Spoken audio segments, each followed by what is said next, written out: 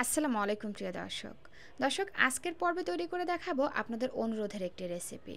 আর তা হচ্ছে বিভিন্ন রকমের ভিটামিন, মিনারেলস ও প্রোটিনে ভরপুর পালং শাকের ভিন্ন রকমের প্যানকেক রেসিপি। আমরা সবাই জানি যে ডিম, দুধ, মাছ, মাংসই মনে হয় প্রোটিনের খুব ভালো একটি উৎস।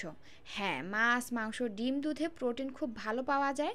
তবে এছাড়াও কিন্তু আরও অনেক খাবার রয়েছে যার মধ্যে প্রোটিন পাওয়া যায়।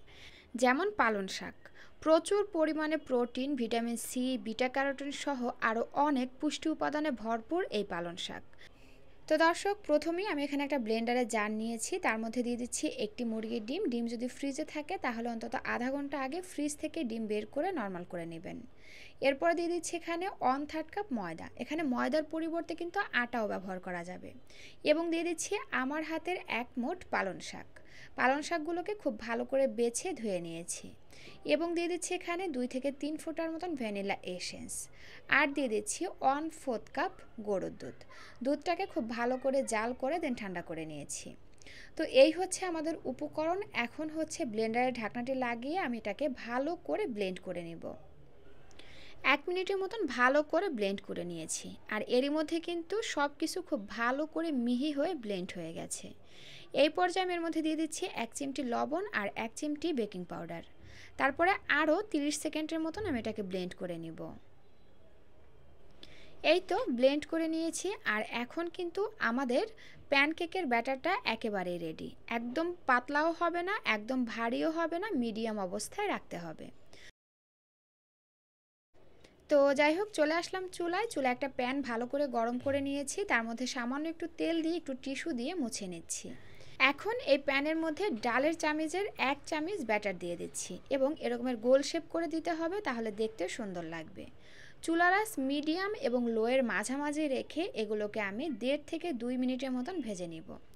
যখন উপরটাও মনে হবে যে হয়ে গেছে, এই পর্যায়ে আমরা এটাকে উল্টে দিব এবং এই পাশটাও আমরা ঢাকনা দিয়ে ঢেকে আরও 1 মিনিটের মতন রান্না করে নেব।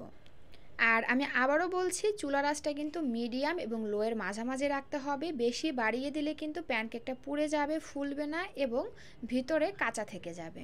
তো যাই হোক, এই যে দেখুন আমার কিন্তু এপাশ ওপাশ 2 পাশ ভালো করে প্যানকেকটা তৈরি হয়ে গেছে। ঠিক এভাবেই আমি সবগুলো প্যানকেক তৈরি করে নিচ্ছি।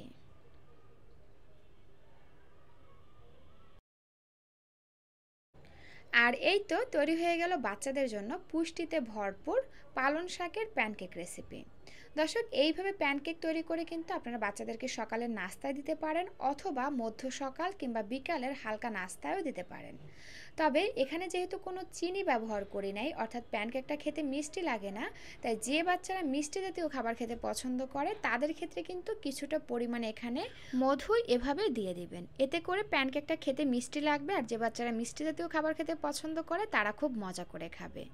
এই খাবারটি অল্প খেলে বাচ্চারা বেশি পুষ্টি পাবে, কারণ অনেকগুলা খাবারের উপকরণ দিয়েই কিন্তু খাবারটি তৈরি করা হয়েছে। তো এই ছিল আমার আজকের আয়োজন। ভিডিওটি ভালো লাগলে প্লিজ একটি লাইক দিবেন এবং যাওয়ার আগে সুন্দর একটা কমেন্ট করে যাবেন।